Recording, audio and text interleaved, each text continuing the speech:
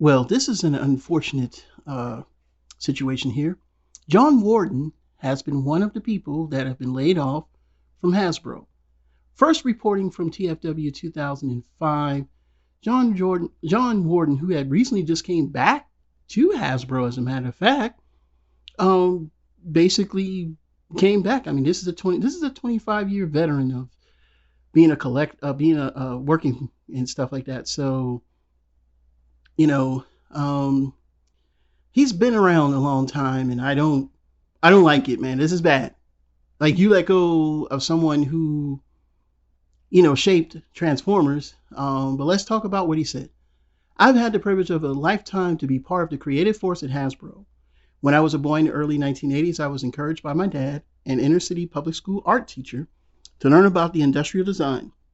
It wasn't until I saw Where to Toys Come From in 1984 on a VHS cassette from my local library that I realized the worlds of drawing, painting, sculpture, and mass production engineering collided into a fascinating miasma, resulting in the swivel-armed hero that I held in my hand.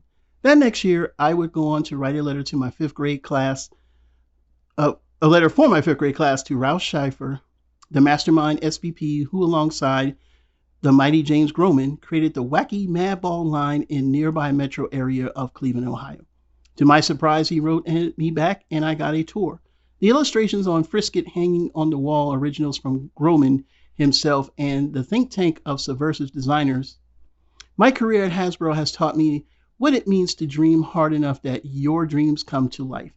And just like the closing act in the Muppet movie, for 25 years, you as Hasbro fans of Transformers, G.I. Joe, Mask, Visionaries, Gem, Pokemon, Star Wars, we came together. Through the crashing anarchy of the rainbow, we came together somehow, like a family, to hundreds upon thousands of fans that I've met at conventions around the world. I would say thank you. Your passion for the brands that we all grew up with and loved as children is beyond measure. It has been a privilege and an honor to talk to each and every one of you. We are all family.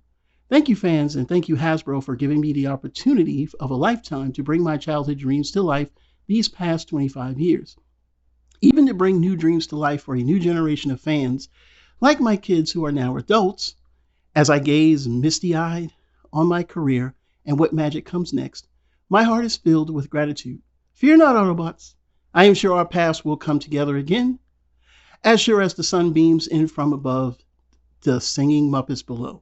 Thank you. And we all wish John for all the work he's done. I know a lot of people were upset with him hiring him because we have a dissident of fans because a lot of people are disenfranchised by G1. But as I stated before, Hasbro has to make money, and most of the people that are the ones that like the movie, y'all don't have that disposable income like. All I want to say is that G1 is the backbone of Transformers, and this man grew up from our era, so that's how he saw Transformers.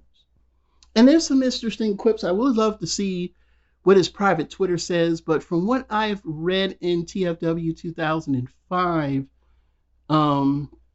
they were talking to someone, Ijima, according to Ijima on his private Twitter account. Hasbro sets the part counts of the numbers of sprues that they can use as well. I wish I could find that tweet now, but he did not mince words regarding how bad it's become. He talked about the Beast Wars Neo Galaxy Force era and how it was much better. I mean, yeah, the plastic quality was better alone. I mean, I own these toys. Think about this big convoy, 25 years old, still holds up better than stuff that came out after it. So let that sink in. I don't like it.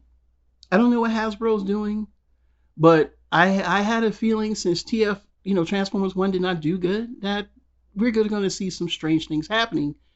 And I don't know if it's going to get better. I mean, Hasbro was riding on this movie. Transformers G.I. Joe, I don't know about that. I mean, you couldn't get that. You couldn't get that right. And that's been around since the 90s. So I'm not feeling that either. It's in our best interest to pay attention to what Hasbro is going to do now. And I hope that Mr. Warden gets a job somewhere that will utilize his talents to the fullest and, help him to get over this mess that Hasbro has caused. Because when you lay off a person as important as this, there's some other stuff that's going to be coming behind it. And it could be a lot of things we may never know right now. I mean, this be nothing. It could just be, hey, we just laid him off, or he could give us more info about it. But yeah, John Warden, has been let go from Hasbro. Man, what a shame. This is Super Robot Ed, bringing more news and reviews to them. We'll see you soon. Bye-bye.